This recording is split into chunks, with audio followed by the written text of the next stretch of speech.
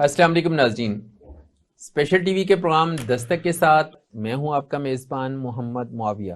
ناظرین، گورنمنٹ نے فیصلہ کیا ہے کہ زرعی زمینیں جو بہت عرصے سے بے آباد تھیں انہیں آباد کیا جائے تاکہ پاکستان جو ایک زرعی ملک ہے اس کی ایکسپورٹس میں اضافہ ہو اور ہم زراعت کے ذریعے کچھ کما سکیں اور اپنے ملک میں خوشحالی لا سکیں۔ اس کے پس پردہ کہانی اصل میں ہے کیا؟ اسی پر بات کرنے کے لیے آج ہم نے اپنے اسٹوڈیو میں دعوت دی ہے ماہر زرعی امور و لائف سٹاک جناب وسیع محمد خان صاحب کو۔ السلام علیکم۔ وعلیکم السلام۔ کیسے ہیں سر؟ بہت خوشی ہوئی ہے اس لیے کہ جو ٹاپک ہے وہ بڑا برننگ ٹاپک ہے اور اس پر ڈسکس اس طرح نہیں ہوئی ہے جس طرح ہونی چاہیے، تو میں کریڈٹ دیتا ہوں آپ کو اور آپ کے چینل کو کہ آپ نے اس ٹاپک کے اوپر جو ہے وہ بحث کے لیے مجھے بلایا ہے۔ اچھا، یہ بتائیے کہ اصل حقیقت ہے کیا کہ ہماری جو زرعی زمینیں پچھلے 75 سال سے بے آباد پڑی ہیں، ویران پڑی ہیں، بنجر ہیں، کیا صرف وہی زمینیں لیز پر دے کر ان کی کاشتکاری کا منصوبہ بنایا جا رہا ہے، یا وہ زمینیں جو پہلے سے لہلاتی فصلیں دے رہی ہیں اور وہاں پہ گورنمنٹ کے زیر سرپرستی پہلے سے فارمز بنے ہوئے ہیں، کیا وہ زمینیں بھی اس پروجیکٹ کا حصہ ہیں؟ مجھے اگر آپ اجازت دیں تو میں پہلے تھوڑی سی اور بات کر لوں اور پھر آپ کے سوال کا جواب میں اسی طرح دوں گا جس طرح آپ چاہتے ہیں۔ پہلے تو یہ ہے کہ من حیث القوم ہم سیلف ڈینائل کی سٹیج سے گزر رہے ہیں۔ ہمیں کبھی ہم احساس نہیں کرتے کہ ہماری غلطیاں کیا ہیں۔ ہم اس امید پر رہتے ہیں کہ ہمارا ماضی کیا تھا، ہمارے پاس ٹریلینز کے کاپر کے ذخائر موجود ہیں لیکن 1 کلو تانبا ہم نہیں نکال سکتے، ہمارے پاس کوئلے کے ذخائر ہیں، ہمارے پاس زمینیں ہیں، فوڈ سیکیورٹی ہماری ایٹ سٹیک ہے۔ اس ساری چیز کو اگر ہم دیکھیں تو ہمیں ایک چیز سمجھ میں آتی ہے اور وہ یہ ہے کہ ہمارا سول اور سوشل جو فیبرک ہے وہ اصل تباہ ہو گیا ہے۔ اچھا، آپ نے کہا کہ ہمارے پاس تانبے کے پہاڑ ہیں، ذخائر ہیں، اور ہم اس میں سے 1 کلو تانبا نہیں نکال سکے، تو یہ بتائیں کہ حکومتوں کے ہاتھ پاؤں کس نے باندھے ہوئے ہیں؟ تو یہ ایک مسئلہ ہے اور بہت ہی پیاری بات آپ نے فرمائی ہے، اور وہ یہ ہے کہ جو میں نے کہا کہ ہم سیلف ڈینائل کا شکار ہیں، اس کے اندر یہ ہے کہ ہم نہ کچھ کرنا چاہتے ہیں نہ ہم کرنے دیتے ہیں۔ ایک قانون کے اندر ایک چیز موجود ہے، اس کا نام ہے in public interest. Public interest کا مطلب یہ ہے میرے گھر پر آپ نے قبضہ کر لیا تو میں عدالت میں جا سکتا ہوں، یہ پبلک انٹرسٹ نہیں ہے، یہ میرا انٹرسٹ ہے۔ اب ایک ایسا کیس ہے کہ جس کے اندر میرا تو ڈائریکٹ کوئی چیز ایٹ سٹیک نہیں ہے لیکن پبلک کے نام پر میں عدالت میں جا سکتا ہوں اور اسٹے لے سکتا ہوں۔ ریکو ڈک والا جو معاملہ ہے، تانبے والا جو ہماری بات کی ہے، اس کے اندر اگر آپ دیکھیں تو وہ ایک سوموٹو نوٹس لیا گیا اور اس کے بعد وہ وہیں پڑا رہا، اور اس کے نتیجے کے اندر جو مخالف پارٹی ہے وہ انٹرنیشنل کورٹ میں چلی گئی اور وہاں ہمیں جرمانہ ہوا، اور اس جرمانے کو بچنے کے لیے ہمیں دوبارہ نیگوشیٹ کرنا پڑا اس کے ساتھ۔ تو یہ اصل کیفیت ہے ہماری۔ اسی طریقے سے اگر آپ لاہور میں آپ یہ نیاز بیگ ٹھوکر کا فلائی اوور دیکھیں، اس کے اوپر بھی ایک آدمی گیا اور اس نے ان پبلک انٹرسٹ جا کے اس نے اسٹے لے لیا۔ آپ اورنج ٹرین کا لگا لیں، وہ 9 مہینے وہ لیٹ ہوا، اس کے اندر بھی پبلک انٹرسٹ کے اندر اسٹے لیا گیا۔ یہ والا کیس جو آج آپ بات کرنا چاہتے ہیں، جون کے اندر اس کے اوپر بھی پبلک انٹرسٹ کے اندر ایک آدمی پہنچ گیا اور سنگل بینچ نے یہ فیصلہ دیا کہ what army has to do with this agriculture. لیکن جولائی کے اندر پھر ایک ایسا معاملہ ہوا کہ جس کے نتیجے کے اندر اس کو سسپینڈ کر دیا گیا اور پھر یہ فیصلہ کر دیا گیا کہ یس، آرمی کا یہ پروجیکٹ جس کے اندر بنجر زمینوں کو زیر کاش لے کر آنا ہے، اس کو کر لیا جائے۔ اور اب میں ذاتی طور پر سمجھتا ہوں ایک پاکستانی کی حیثیت سے اور ایک ایسے پاکستانی کی حیثیت سے جس نے دنیا کے اندر پاکستان کے نام کو بڑا بلند کیا ہے، تو میرے دل میں وہ درد ہے کہ یہ والا جو چیز ہے، جو یہ پروجیکٹ ہے، یہ پاکستان کے بہت حق میں ہے۔ کہا یہ جا رہا ہے کہ food security is at the top. میرے نزدیک food security is at the top نہیں ہے۔ پہلی چیز ہے فارن انویسٹمنٹ، کہ وہ کسی طریقے سے فارن انویسٹمنٹ پاکستان میں آئے، جو اس وقت نہیں آ رہی ہے۔ اور اس کی ریزن کیا ہے؟ اس کی ریزن یہ ہے کہ جو بھی باہر والا آدمی پاکستان میں پیسے لگانے کے لیے آئے گا، نمبر 1 اس کو پہلے جان کی گارنٹی چاہیے، پھر اس کو اپنی انویسٹمنٹ کی گارنٹی چاہیے، پھر اس کو پروفٹ کی گارنٹی چاہیے، اور اس کو کنٹینیوٹی چاہیے کہ کوئی آدمی ان نیسیسریلی عدالت میں جا کر اسے کام کو رکوا نہ دے۔ تو یہ کچھ چیزیں ہیں جو باہر کے انویسٹر اس بات کو مانتے تھے کہ ہم یہاں آ کر پیسہ لگانے کے لیے تیار ہیں، لیکن ہمیں کوئی گارنٹی دے کہ درمیان میں کوئی رکاوٹ نہیں ہوگی۔ اب اس کے نتیجے کے اندر آرمی نے گارنٹی دی ہے، اور اس کا میں بھی سمجھتا ہوں ذاتی طور پر کہ آرمی کی یہ گارنٹی پاکستانیوں کو بھی قابل قبول ہے، اور ان لوگوں کو بھی قبول ہے جو یہاں یہ پیسے کرنا چاہتے ہیں۔ ہمارا ایشو کیا ہے؟ ہمارا ایشو ہم بار بار کہتے ہیں فوڈ سیکیورٹی۔ اب فوڈ سیکیورٹی کا اصل مسئلہ یہ ہے کہ جو ایگزسٹنگ ہماری پروڈکشن ہے وہ اسی حساب سے چل رہی ہے جب ہماری 10 کروڑ آبادی تھی۔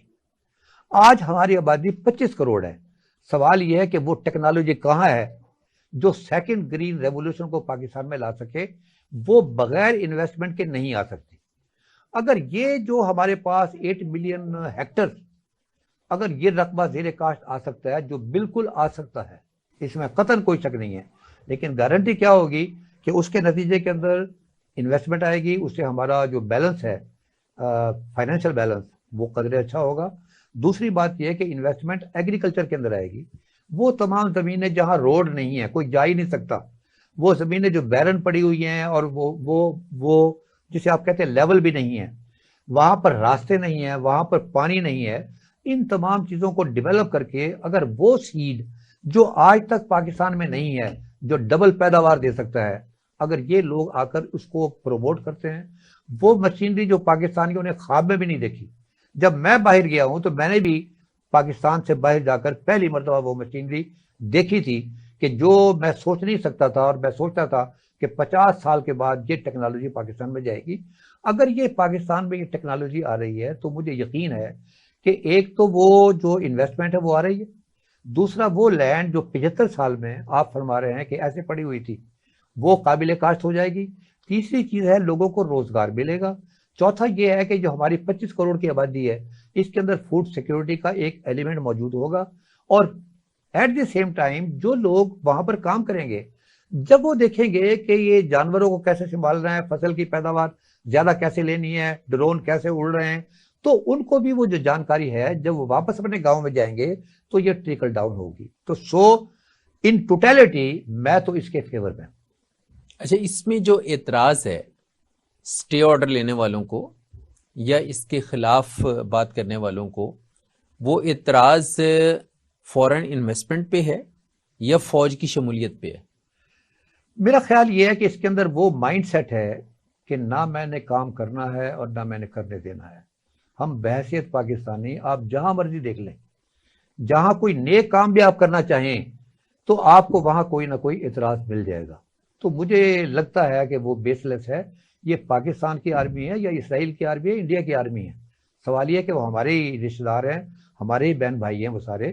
تو یہ اصل تو اسٹارٹ تو میرا خیال ہے کہ وہ آرمی کا صرف اس سینس کے اندر ہے کہ جو آدمی پاکستان میں انویسٹمنٹ کرنا چاہتا ہے اور ٹیکنالوجی لانا چاہتا ہے اس کو کس چیز کی گارنٹی ہے وہ مجھے بتائیے گا۔ اس ملک کے اندر اب یہ 3-4 دن ہوئے ہیں، وہ سول جج کی راولپنڈی کی ایک بیگم کا کیس ہے کہ اس نے ایک بچی کو مارا ہے اور وہ بچی لاہور میں ہے۔ اب اگر آپ یاد کریں کہ وہ ایک لڑکی، ایک خاتون جو پیرس سے آئی تھی اور سیالکوٹ بائی پاس کے پاس کچھ ہوا، جیو فینسنگ کے ذریعے اس کا فوری طور پہ پتہ چل گیا۔ پھر ایک ضمنی الیکشن کے اندر جو پولنگ کا سٹاف تھا وہ کسی جگہ جا کر چھپا دیا گیا اور وہ جیو فینسنگ کے ذریعے وہ پہنچ گئے۔ اب 3 دن ہو گئے ہیں، 3 دن کے اندر جج صاحب تو موجود ہیں، ان کی بیگم کے لیے راولپنڈی، گجرانوالہ اور لاہور کی پولیس لگی ہوئی ہے۔ اور آج میں دیکھ رہا تھا اس پر لکھا ہوا تھا نیچے کہ کسی کو اگر پتا ہو کہ وہ کہاں ہے، کسی کو اگر پتا ہے وہ کہاں ہے تو ہمیں اطلاع کریں۔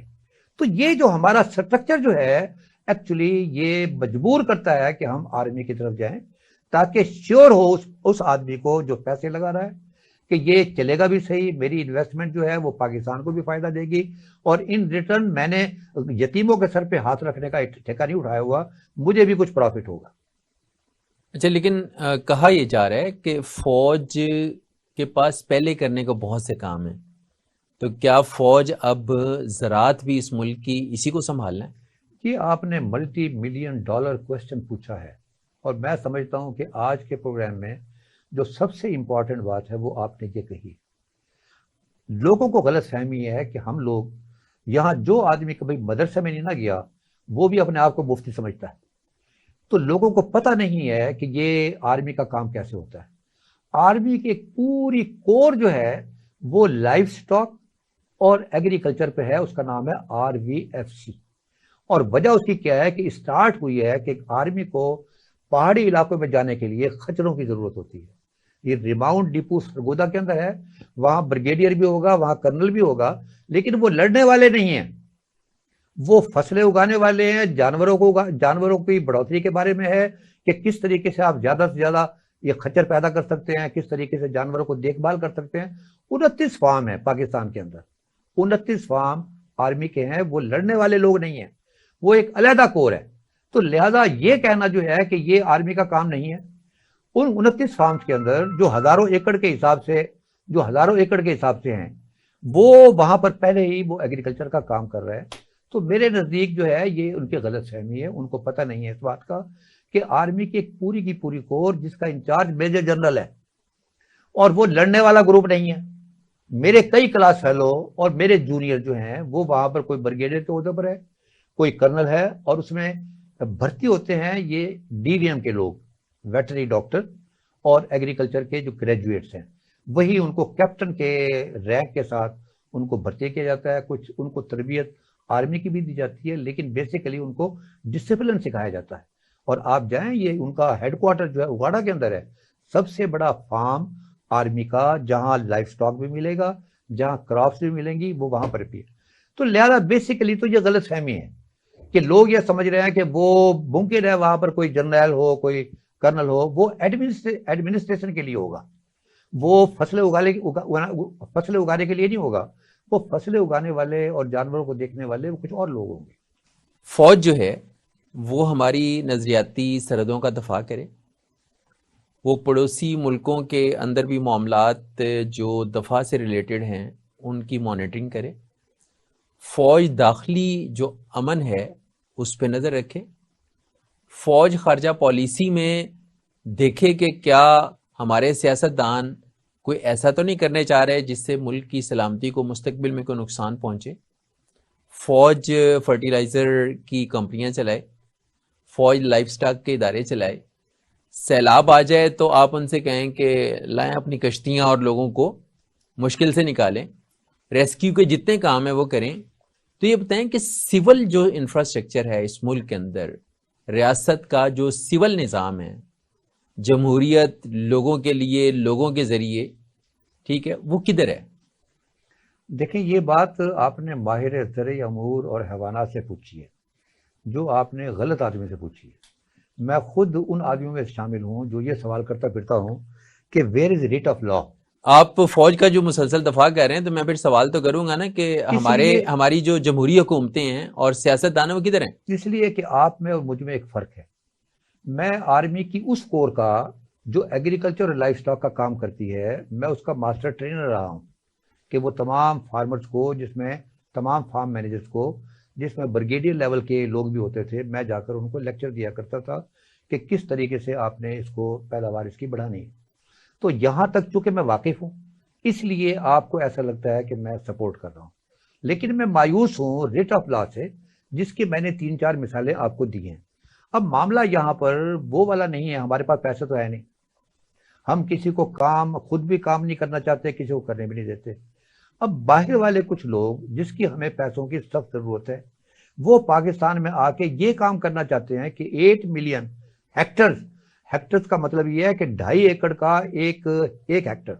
اب یوں امیجن کہ کتنی زمین ہے، اگر وہ آ کر اس طریقے سے آباد ہوتی ہے اور ان لوگوں کو بھی فائدہ ہوتا ہے، ہمیں بھی فائدہ ہو، وہ سول اسٹرکچر کے اوپر اعتبار نہیں کرتے، کوئی آدمی بھی کرنے کے لیے تیار نہیں ہے۔ اس لیے کہ میں بیٹھا ہوا ہوں، این ممکن ہے کوئی آدمی مجھ پہ کفر کا فتویٰ لگوا دے، اس سے پہلے کہ میرا کیس پولیس کے پاس جائے، اس سے پہلے کہ میں عدالت میں جاؤں، مجھے دنیا سے نیست نابود کر دیا جائے گا۔ جو ابھی سری لنکا کے ایک آدمی کے ساتھ بڑا انفارچونیٹ واقعہ ہوا، کسی نے نہیں سنا کہ اسلام جو ہے سلامتی کا مذہب ہے، اس وقت ہر آدمی یہ تھا کہ اس کو کسی طریقے سے پھانسی پہ لٹکا دیا جائے. تو میرا خیال یہ ہے کہ من حیث القوم ہم ریٹ آف لا جو ہے اس میں ہم ناکام ہوئے، ہماری سول ایڈمنسٹریشن ناکام ہوئی ہے. اب یہ فیصلہ کرنا کہ وہ کیوں ناکام ہوئی ہے، اس میں ہم سب لوگ شریک ہیں، اور سب سے زیادہ ہمارے جو سویلین ادارے ہیں اور ہماری جو سویلین گورنمنٹ ہے. یہ سوال کسی دن آپ ان کو بلائیں اور ان سے پوچھیں. اب وسیع صاحب 75 سال کیا کافی نہیں ہے کہ آپ اپنی کیپیسٹی کو ڈیولپ کر لیں؟ آپ ٹرینر ہیں نا، آپ اگر فوجیوں کے ماسٹر ٹرینر ہیں تو آپ سویلینز کو ٹریننگ کیوں نہیں دیتے؟ یہ بات آپ کی بڑی پیاری ہے. مجھے یاد ہے کہ وہ جو ذوالفقار علی بھٹو صاحب کے زمانے میں قائد اعظم کی 100 سالہ جو ہے نا پیدائش منائی تھی، اور ان لوگوں نے اپنے کاموں میں سے ایک کام یہ لکھ دیا کہ جی ہم نے 100 سالہ برسی منا دی. وہ 100 سال ہوں گے تو برسی منائی جائے گی. یہ پوری کی پوری ڈیولپمنٹ کے لیے پلیز یاد رکھیے گا کہ ہر چیز نیڈ بیسڈ ہوتی ہے. کسی چیز کی ضرورت ہوگی تو ہم اس کو کریں گے. جب نیڈ ہوگی وہ کہتے ہیں necessity is the mother of invention. اب یہ تمام چیزیں ہیں جو اس وقت پاکستان بنا ہے. اب اس وقت ہماری پیداوار 8 من فی ایکڑ تھی، اور آج پیداوار جو ہے وہ 30 من کے قریب ہے. انڈیویجول لوگ 60 من بھی لے رہے ہیں. لیکن وہ آدمی، وہ پاکستانی بیچارہ جو 47 میں فوت ہو گیا تھا، اگر وہ اٹھ جائے زندہ، حضرت مسیح حضرت عیسیٰ علیہ السلام کو اس کو زندہ کر دے کسی معجزے سے، اور اس سے کہا جائے کہ جی یہ آپ کا جو بیٹا ہے اس نے 50 من پیداوار لی ہے، تو وہ کہے گا دوبارہ مر جائے گا کہ قیامت آ گئی. تو یہ نیڈ بیس جو ہے یہ چیزیں آتی ہیں. میرے والد جو ہے وہ پنکھے کے نیچے سوتے تھے، میں ایئر کولر میں سوتا تھا، میرے بچے جو ہیں وہ اے سی میں سوتے ہیں. تو یہ وقت کے ساتھ ساتھ ضرورت بھی پڑتی ہے، ٹیکنالوجی بھی پڑتی ہے. میں جھنگ کا رہنے والا ہوں، فیصل آباد میں پڑھتا رہا ہوں. میں جب یونیورسٹی سے گھر جایا کرتا تھا تو دائیں بائیں سوائے لائل پور کا علاقہ جو تھا اس کے اندر تو گرینری نظر آتی تھی. جو ہی ہم ضلع جھنگ میں داخل ہوتے تھے تو دائیں اور بائیں سوائے ریت کے ٹیلوں کے علاوہ کوئی نظر نہیں آتا تھا. لیکن اب آپ دیکھیں کہ دائیں بائیں آپ کو سبز ہی نظر آئے گا. تو یہ جو آبادی بڑھ رہی ہے اور جو ہماری ضرورتیں بڑھ رہی ہیں، اسی طریقے سے ہم نے آگے موو کرنا ہے. میرا خیال یہ ہے کہ یہ پراپر موقع ہے کہ جو چیز پہلے نہیں ہو سکی اس کو آج کرنا چاہیے، بجائے اس کے کہ ہم اس کے اوپر کمیشن بٹھائیں کہ لو جی پہلے بتائیں، آگے چلنے سے پہلے یہ بتائیں کہ 75 سال میں ہم کیوں نہیں کر سکے. اب فرگیٹ اباؤٹ اٹ. اب یہ سوچیں کہ اب اس وقت جو کام ہو رہا ہے یہ صحیح ہو رہا ہے کہ نہیں ہو رہا ہے. اور مجھے نہیں لگتا 70% ہماری آبادی کا جو ہماری نمائندگی ہے، جس میں ایم این اے ہے، ایم پی اے ہیں، سینیٹرز ہیں، یہ تمام کے تمام رورل پاپولیشن سے آتے ہیں، اور اس میں بہت بڑے بڑے ذمہ دار ہیں. اب وہ جو رقم ایگریکلچر سے آتی ہے وہ واپس ایگریکلچر میں نہیں جاتی. وہ یہاں لاہور میں یا کسی اور شہر کے اندر کوئی انڈسٹری لگا لی یا کوئی پراپرٹی خرید لی، وہ پیسے واپس نہیں جاتے. اگر وہ پیسے واپس جاتے تو یہ ڈیولپمنٹ وہاں پہلے ہو جانی تھی.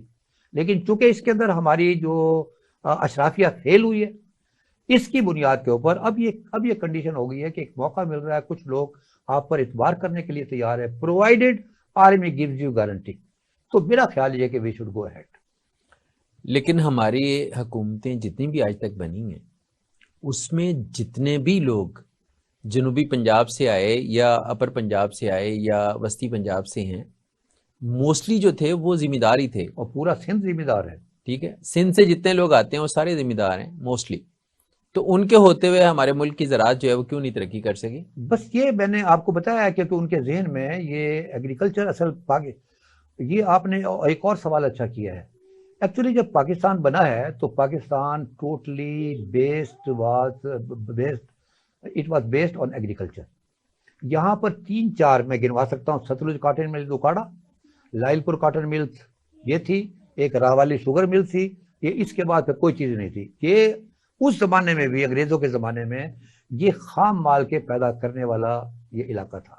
کچھ چیننگ فیکٹریز تھیں، اللہ خیر صلاح. تو یہاں پر جب یہ پاکستان بنا ہے تو ایک بنی تھی پاکستان انڈسٹریل ڈیولپمنٹ کمپنی، تو غلام اسحاق خان جو ہے اس کے انچارج تھے، اور اس کا کام یہ تھا کہ آپ صنعتیں لگائیں، اور جب وہ صنعتیں چل پڑیں تو اس کے بعد پھر آپ سرمایہ داروں کو یا صنعت کاروں کو آپ بیچ دیں. اور وہ ایک بڑا کامیاب پروجیکٹ تھا، اس کے نتیجے میں بے شمار صنعتیں لگی. تو right from day one agriculture کو اگنور کیا گیا اور یہ سوچا گیا کہ ہماری خوش بختی اور خوشحالی جو ہے وہ صنعت کاری کے اندر مضمر ہے، ایگریکلچر میں مضمر نہیں ہے۔ اب یہ سارے دھکے کھانے کے بعد اب ہم اس نتیجے پر پہنچے ہیں کہ no we will have to go back to the roots. تو یہ اس 75 سال کی سوچ کا بچار کا نتیجہ ہے۔ اب اس میں عام پاکستانی کا تو قصور نہیں ہے، قصور تو پھر آپ کا اسٹیبلشمنٹ کا ہے، قصور ہماری سول ایڈمنسٹریشن کا ہے، ہماری پولیٹیکل جو ایلیٹ ہے اس کا قصور ہے۔ تو اب بجائے اس کے کہ جو میرا پوائنٹ ہے وہ میرا پوائنٹ یہ ہے کہ پاکستان نے آگے بڑھنا ہے، we are born to be alive, ہمیں ہر صورت میں زندہ بھی رہنا ہے، آگے بھی بڑھنا ہے۔ اب 25 کروڑ کی آبادی ہے، یہ اللہ تعالیٰ نے ایک موقع دیا ہے کہ کچھ لوگ آپ پر اعتبار کرنے کے لیے تیار ہیں، پیسہ لگانے کے لیے تیار ہیں۔ میرا زور جو ہے وہ اس ٹیکنالوجی پر ہے جو ابھی تک پاکستان میں نہیں آئی۔ یہ جی ایم او کراپس، جو سویا بین والی جو آپ کو پہلے 300 روپے گوشت مرغی کا ملتا تھا، آج 800 روپے مل رہا ہے، اور ریزن اس کی یہ ہے کہ یہاں کے لوگوں کو سمجھ نہیں ہے کہ جو جی ایم او کراپ جو ہے اس کی پیداوار کہیں زیادہ ہے، اور یہ جو آپ پیسٹی سائیڈ کا استعمال کر رہے ہیں یہ جی ایم او کراپ پہ کم سے کم ہو جاتا ہے۔ تو یہ ہم لوگ جو ہیں ڈائیکاٹومی کا شکار ہے کہ ہم نے ایک طرف جی ایم او کو کاٹن میں اجازت دی ہوئی ہے، دوسری طرف سویا بین کی چیز یا کسی اور کراپ کے اندر ہم اس کو لانے کے لیے تیار نہیں۔ میری خواہش ہے کہ یہ انویسٹمنٹ جو آئے گی تو اس کے ساتھ کوئی باہر کے کنسلٹنٹ بھی ہوں گے اور وہ لوگوں کو سمجھائیں گے کہ دنیا کے 77 کنٹریز کے اندر جی ایم او کراپ چل رہی ہے انکلوڈنگ امریکہ، لیکن ہمارے سوشل میڈیا پر جو مرضی آئے خبر آپ دینا چاہیں لوگ اس کو پر خبر پر یقین بھی کر لیں گے اور لوگ آگے فارورڈ بھی کرتے ہیں۔ ناظرین، یہاں وقت ہوا ایک بریک کا، بریک کے بعد ہم گفتگو کے سلسلے کو آگے بڑھائیں گے، ہمارے ساتھ رہیے۔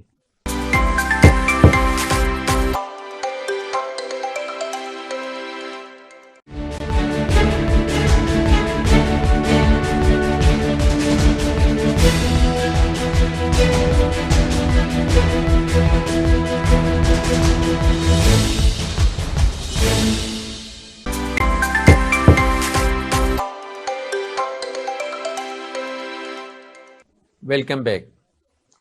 آپ صاحب یہ بتائیں کہ گورنمنٹ جو ہے وہ انفراسٹرکچر ڈیولپ کرے گی، پہلے وہ زمینیں دے رہی ہے، پھر وہ انفراسٹرکچر ڈیولپ کرے گی، اس کے بعد جتنا سسٹم یہاں پہ بنے گا اس سب کو فرنٹ اینڈ پہ فیسیلیٹیٹ گورنمنٹ ہی کرے گی۔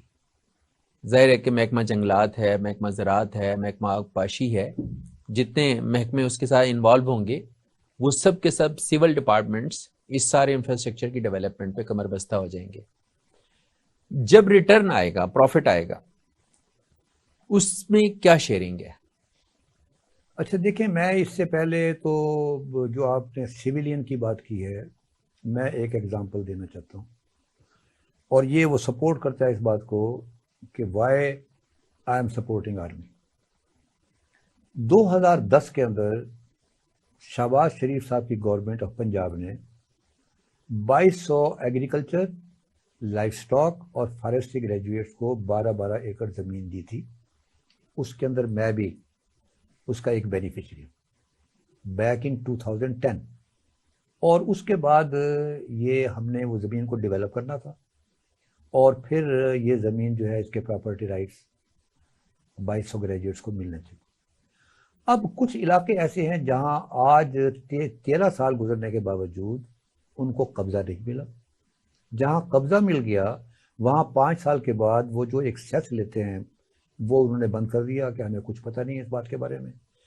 ایک آدمی جو ہے وہ شہید ہو چکا ہے، پی ایچ ڈی کر کے آیا تھا باہر سے پڑھ کے، اور وہ یہ عثمان بزدار صاحب کا ایریا تھا، اور اس کو غلط فہمی تھی کہ پاکستان میں ریٹ آف لا ہوگا۔ وہ آیا، انہوں نے پہلے سمجھانے کی کوشش کی، تھوڑا بہت مارا پیٹا، لیکن وہ آدمی بزد رہا اور ایک دن اس کو اڑا دی۔ اس نے کہا میں یہ زمین ڈیولپ کر کے چھوڑوں گا۔ ہاں اس کا خیال یہ تھا۔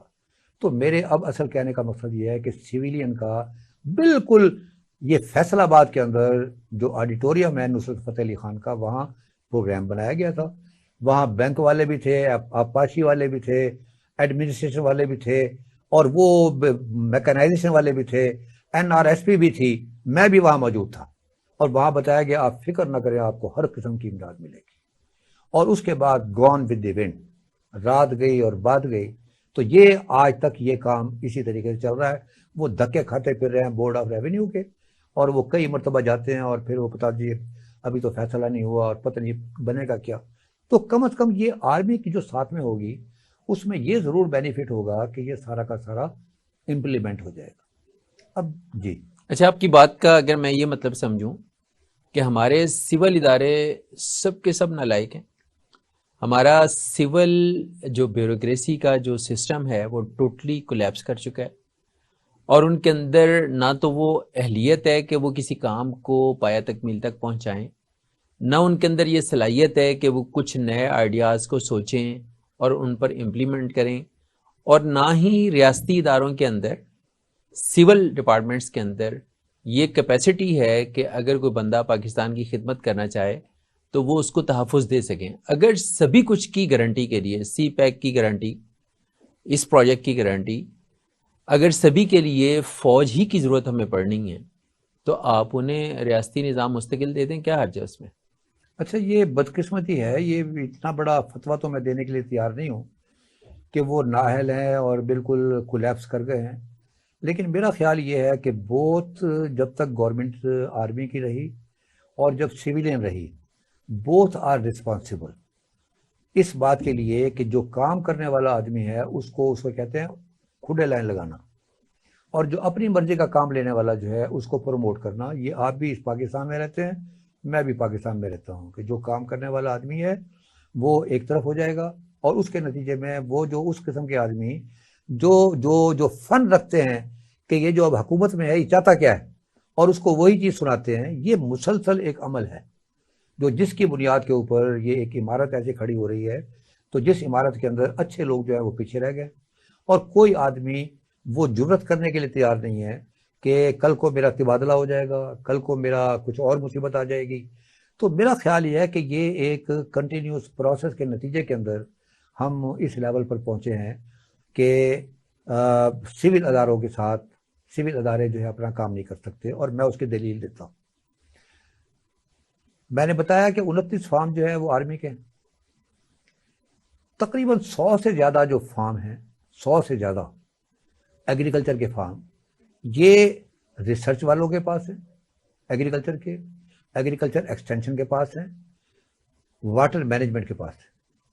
ذرا جا کر دیکھیں کہ کتنے رقبے کا چارج ان کے پاس ہے اور کتنے رقبے کا چارج کسی کا باپ نہیں لے سکتا ان سے. ان کے اپنے رقبے اگر 10,000 ایکڑ ہے, 3,000 ایکڑ ان کے پاس ہے اور 7,000 ایکڑ مافیا کے پاس. تو یہ اگر شو کرتا ہے, وہاں جو آدمی بیٹھا ہوا ہے فارم مینیجر, اس کے بچے بھی وہاں پر ہیں, وہ خود بھی وہاں پر ہے, وہ کہیں شکایت بھی نہیں کر سکتا, اس لیے کہ آگے کوئی سپورٹ کرنے والا نہیں ہے. اس کیفیت کے اندر وہ بھی یہ کہہ رہا ہے کہ میں اپنی دیہڑی لگاؤں, اپنی نوکری پوری کروں, اللہ اللہ خیر سلا. تو میں اصل یہ سمجھتا ہوں کہ اگر اس قوم کی کوئی بہتری چاہتا ہے تو ساری باتوں کو چھوڑیں, یہ آرمی والا معاملہ بھی ختم ہو جائے گا اگر ہم بیک ٹو سکوئر ون وہاں سے ہم اپنا کام شروع کریں اور یہ کریں کہ وہ ادارے جس مقصد کے لیے بنے تھے وہ ان کو مضبوط کیا جائے. اب اس کی ایک مثال میں آپ کو چھوٹی سی یہ دینا چاہتا ہوں کہ ہمارے ہاں ایک میونسپل کمیٹی کا ہر جگہ پر ایک معاملہ تھا, اور میونسپل کمیٹی کو ہم نے برباد کیا. اس کا کام یہ تھا کہ جو محلے کی صفائی, اس کا کام یہ تھا کہ محلے میں کوئی 2 نمبر قسم کا آدمی تو نہیں آتا, اس کا کام تھا ویکسینیشن, اس کا کام یہ تھا کہ جو قیمتیں ہیں شہر کے اندر جو اس کو کنٹرول کرنا. اب اس کے اندر انہوں نے کام یہ کیا کہ میونسپل کمیٹی کے تو الیکشن کبھی خوشی سے نہیں ہوئے, اور اگر ہوئے تو پتہ چلا کہ ان کو اختیار نہیں دیے گئے. جو ہماری گراس روٹ لیول سے جو اصل لیڈرشپ آتی ہے, بیسک ڈیموکریسی اس کو ہم بولتے ہیں, بیسک ڈیموکریسی بھی اصل یہ ایک آمیزش کی گئی تھی ایوب خان صاحب نے. وہ اصل میونسپل کمیٹی کا جو بیسک ڈیموکریسی جسے آپ کہتے ہیں, اصل اس کو جمہوریت کو بنیادی جمہوریت بنا دیا گیا تھا, اور اس کا مقصد اصل کچھ اور تھا, لیکن بات وہی تھی. اور یہ آپ دیکھیں کہ جہاں جہاں یہ الیکشن جو ہوئے بیسک ڈیموکریسی کے, یہ صرف آرمی کے دوران ہوئے, اور اس دوران لوگوں کے کام بھی ہوئے. لیکن مشرف کا جو بیسک ڈیموکریسی کا کانسیپٹ تھا اس میں تو پاورز بہت زیادہ تھیں ڈسٹرکٹ ناظم کے پاس اور ضلعی حکومتوں کے پاس. وہ بھی ایک بڑا رول ادا کرتا ہے. میں آپ سے ایک سوال پوچھتا ہوں,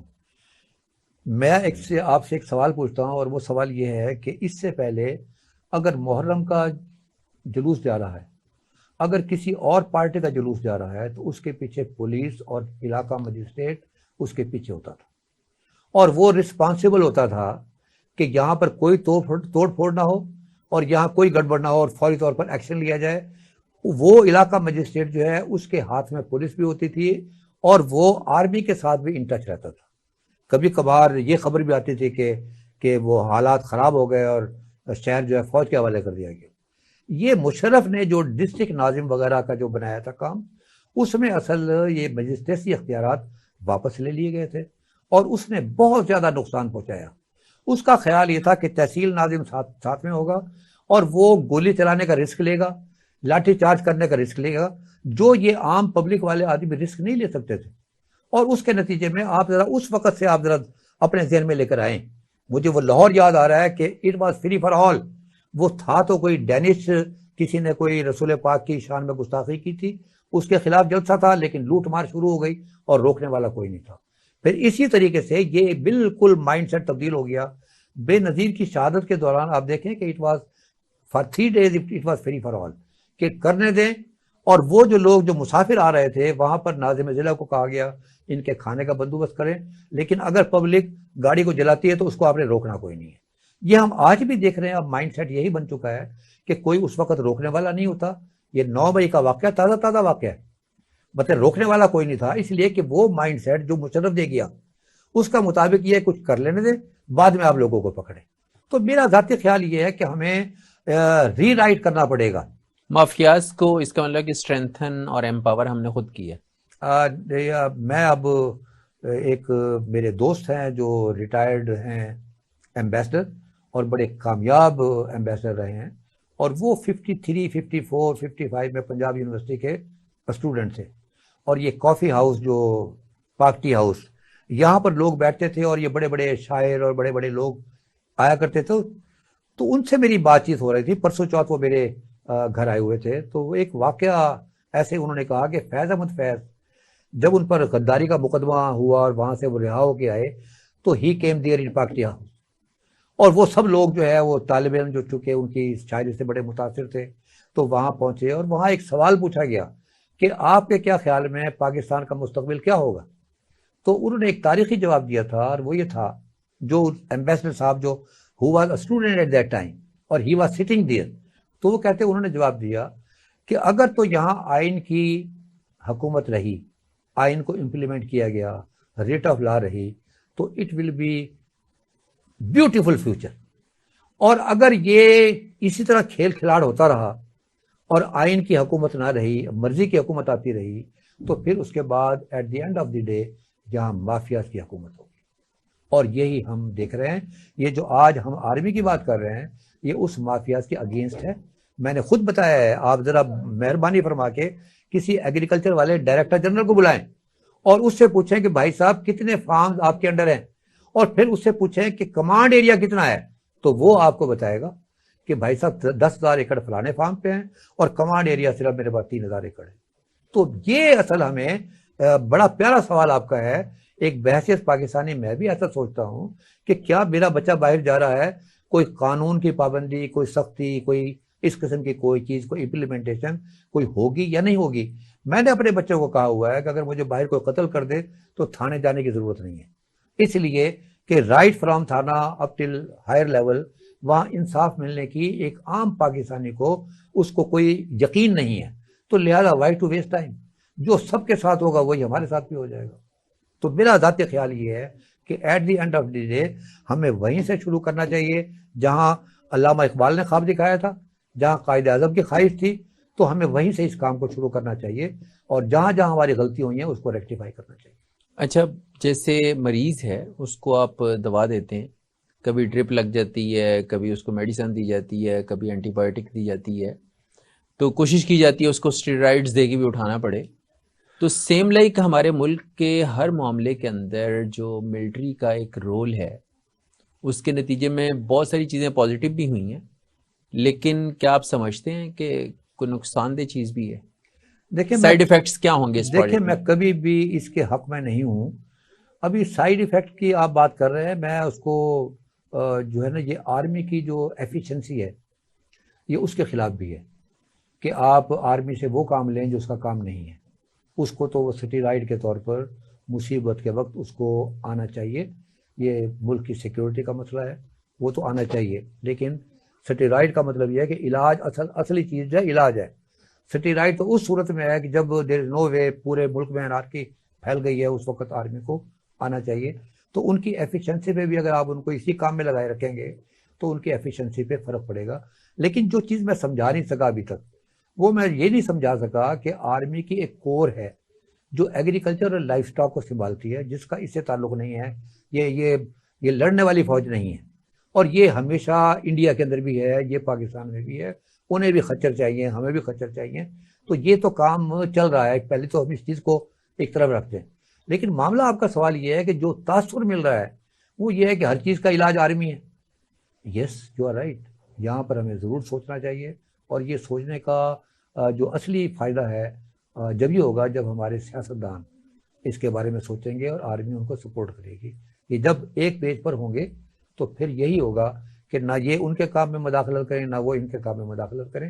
لیکن ایسا بھی فری نہ ہو کہ اگر آرمی کو دے دیا جائے, آرمی کے بغیر جو سویلین کو دے دیا جائے, اور دن دیہاڑے وہ چیز ہو رہی ہو جو آئین میں لکھی ہوئی نہ ہو. تو ایکچولی تو امپلیمنٹیشن آف لا ہے, اس میں عدالتوں کا بھی کام ہے. اب عدالتوں کا بھی ہم نے بیڑا غرق کیا ہوا ہے. ذرا مجھے اب ذوالفقار علی بھٹو صاحب کا ایک لیٹر یاد آتا ہے. ایک لیٹر انہوں نے منسٹری آف لا کو لکھا تھا, اور اس میں لکھا تھا کہ اپنے ہم خیال وکیلوں میں سے آپ جج بنائیں. اب یہ اسٹارٹ جو ہے تو اور پیچھے چلے جائے تو وہ رستم کیانی سے وہاں سے شروع ہوتی ہے کام. تو اگر آپ اس کی ابتدا سے آپ دیکھیں گے تو کہیں نہ کہیں ہر آدمی نے اپنا اپنا رول اس عمارت کو ڈھانے کے اندر اپنا رول ادا کیا ہے. تو یا تو من حیث القوم ہم یہ وعدہ کر لیں کہ ہم نے پھر دوبارہ ری اسٹرکچر کرنا ہے, اس کو اٹھانا ہے, آئین کی بالادستی کو ہر آدمی نے ماننا ہے, اور امپلیمنٹیشن آف لا ضرور ہوگی. تو پھر میرا خیال ہے کہ آہستہ آہستہ یہ باتیں ختم ہو جائیں گی. آپ نے ابھی یہ کہا کہ آرمی اور جب سویلین حکومت ایک پیج پہ ہوگی, آپ کا خیال ہے کبھی ایک پیج پہ نہیں بھی ہوتے؟ اب میرا ذاتی خیال یہ ہے کہ جب سویلین گورنمنٹ جو ہے نا, یہ بڑا ٹچی سا سوال آپ نے پوچھا ہے, اور میرے اندر کوئی کمی ہوگی, میں as a politician as a civilian جب بھی مجھے کوئی ایکسپلائٹ کر سکے گا. میں اگر کلیئر ہوں گا اور میرے اوپر میرے جسم پہ میرے کپڑوں پہ کوئی داغ نہیں ہوگا تو مجھے کوئی ایکسپلائٹ نہیں کر سکے گا. میں سامنے کھڑا ہو سکوں گا, اپنی بات پر میں قائم رہ سکتا ہوں. اور یہی ایک راستہ ہے کہ ہمارے جو پولیٹیکل ایرینا ہے اس کے اندر وہ لوگ آئے ہیں. اب یہاں کاروباری لوگ آ گئے ہیں, وہی جو فیض احمد فیض نے بتایا تھا کہ مافیا کے لوگ اب آ گئے ہیں. اب معاملہ جو ابھی ریسنٹلی انہوں نے بتایا اس کے اندر MNA کی سیٹ کے لیے 1 کروڑ روپیہ خرچ کرنے کی اجازت ہوگی. یہ وہ ہوگی جو ہم کاغذ پہ لکھ کر دے سکتے ہیں, جو نہیں لکھ کر دے سکتے وہ اس کے علاوہ ہوگا. نہیں, لاہور میں 33 کروڑ تک کا بھی ضمنی الیکشن لڑا گیا ہے. آپ کیسے کہتے ہیں 1 کروڑ میں قومی اسمبلی کا الیکشن لڑا جائے گا؟ میں وہ بتا رہا ہوں جو الیکشن کمیشن نے اعلان کیا. میں یہ نہیں بتا رہا ہوں کہ بھائی صاحب میں نے الیکشن لڑا ہے اور میں 1 کروڑ میں کر کے خان صاحب 1973 کے آئین میں تو جو کچھ لکھا ہے وہ بڑا ہی خوبصورت ہے. اس لکھے ہوئے کہ ہم نے کیا کرنا ہے اگر وہ امپلیمنٹ نہیں ہوگا. میرا خیال ہے ہم یہی بات کر رہے ہیں کہ اصل تو روٹ کاز جو ہے وہ لیک آف امپلیمنٹیشن ہے. یہ جو میں آج آرمی کی بات کر رہا ہوں, وہ جو باہر والا قطر والا ہے, دبئی والا ہے, وہ کیوں یقین نہیں کر رہا ہے؟ وہ کیوں کہہ رہا ہے کہ آرمی اگر درمیان میں ہوگی تو پھر ہم یہاں پر انویسٹمنٹ کریں گے, اگر وہ گارنٹی نہیں دے گی تو ہم نہیں کریں گے. یہ چائنا جو آپ کا دوست ہے, جو شہد سے زیادہ میٹھا, ہمالیہ سے زیادہ اونچا, سمندر سے زیادہ گہرا, یہ کیوں کہہ رہا ہے کہ یہ آرمی جو ہے اگر وہ ہمیں گارنٹی دیتی ہے تو ہم سی پیک کرتے ہیں, ادروائز نہیں کرتے. اس لیے کہ 75 سالوں میں آپ نے ساری دنیا کو یہی سبق پڑھایا کہ اصل وہ ہیں. تو ریالٹی جو ہے, گراؤنڈ ریالٹی جو ہے وہ کہیں نہ کہیں تو تبدیل کے لیے کوئی دیوانہ آئے. تو میں نے پہلے جو کہا کہ انہیں ریاستی نظام میں مستقل ایک پاور شیئرنگ دے دیں, کیا حرج ہے اس میں؟ دیکھیں آپ بھی تو کہہ رہے ہیں نا وہ اسرائیل کی فوج نہیں ہے, ہماری فوج ہے نا, ہمارے بھائی ہیں, ہمارے گھروں سے گئے ہیں, تو انہیں پاور شیئرنگ میں ایک مستقل شیئر دے دیں اور مل کے آگے چلیں, ملک بھی ترقی کر جائے گا اور یہ جو روز روز کے مسائل ہیں، حکومتیں آ رہی ہیں جا رہی ہیں، گرائی جا رہی ہیں، لائی جا رہی ہیں، اس سے نجات مل جائے گی؟ دیکھیں اس کا فرق کس لیے پڑتا ہے، یہ سارا فرق جو ہے میرے نزدیک سارا قصور جو ہے وہ ہمارے سیاستدانوں کا ہے. خواجہ ناظم الدین، شہید سہروردی، میاں وہ جو اپنے شیر بنگلہ جنہوں نے قرارداد پاکستان پیش کی تھی، فضل الحق صاحب، تو یہ وہ لوگ تھے جو گراس روٹ سے آئے تھے اور ساری مارے کھا کے یہاں پر ہوئے. 85 کے الیکشن کے اندر ایک نئی پود آ گئی اور وہ تھا غیر جماعتی الیکشن، اور اس کے اندر وہ لوگ آئے جن کے پاس پیسہ تھا، جو لوگوں کے کام کروا سکتے تھے، بغیر ضرورت بھی وہ لوگوں کی مدد کرتے تھے، ساتھ میں وہ ڈنڈا بھی استعمال کر سکتے تھے. اور برادریزم کو بھی فروغ اسی الیکشن میں ہوا، کیونکہ قومی پارٹیاں تو اب تھیں نہیں. صورتحال کیا ہے کہ میں اگر ایک ایماندار آدمی ہوں اور میں لوگوں کے سامنے آؤں اور میرے پاس پیسہ بھی نہیں ہے تو مجھے لوگ ووٹ بھی نہیں دیں گے. مجھے یاد ہے کہ پچھلا ایک ضمنی الیکشن میرے حلقے میں تھا جوہر ٹاؤن کے اندر، اور وہاں کچھ بچے کھڑے ہوئے تھے اور یہاں پر ایک صاحب جماعت اسلامی کے تھے، تو میں تو ووٹ ان کو دینے کے لیے گیا تھا. تو وہاں میں نے بچوں سے کہا، میں نے کہا کہ یار دیکھیں آپ نے عمران خان کو بھی ٹائم دیا ہے، دوسروں کو بھی ٹائم دیا ہے، اس مرتبہ یہ سراج الحق صاحب کو بھی ٹائم دے دیں. تو انہوں نے جواب یہ دیا، وہ بچے یونانیمس تھے، انہوں نے کہا جو اپنی ذات کے لیے کچھ نہیں کر سکتا وہ ہمارے لیے کیا کرے گا. اب یہ مائنڈ سیٹ جو ہے جب تک یہ تبدیل نہیں ہوگا اس وقت تک تبدیلی نہیں آ رہی. بہت شکریہ وسیم محمد خان صاحب آپ کے وقت کا. تھینک یو ویری مچ جناب، مجھے بڑی خوشی ہوئی ہے کہ آج ذرا کھل کر بات ہوئی ہے، اور میں پھر اپنی بات کو ختم کرتا ہوں کہ ہم امپلیمنٹیشن آف لا، اپنی ڈیموکریسی جو ہماری میونسپل کمیٹی کی جسے آپ بیسک ڈیموکریسی کہتے ہیں وہ، اور جو اسٹوڈنٹس یونین ہے، اس لیے کہ جو نظریاتی اور ذہنی جو آپ کو لیڈرشپ ملے گی وہ یونیورسٹی سے ملے گی، اور جو آپ کو محلے گلی کی سیاست ہے وہ آپ کو میونسپل کمیٹی سے ملے گی. بہت تھینک شکریہ. You much. ناظرین ہمارے پروگرام کا وقت ختم ہوا. مجھے امید ہے کہ آپ کو ہماری آج کی ڈسکشن پسند آئی ہوگی. اپنے فیڈ بیک سے ضرور آگاہ کیجیے گا. اپنے میزبان محمد معاویہ کو اجازت دیجیے. اللہ حافظ.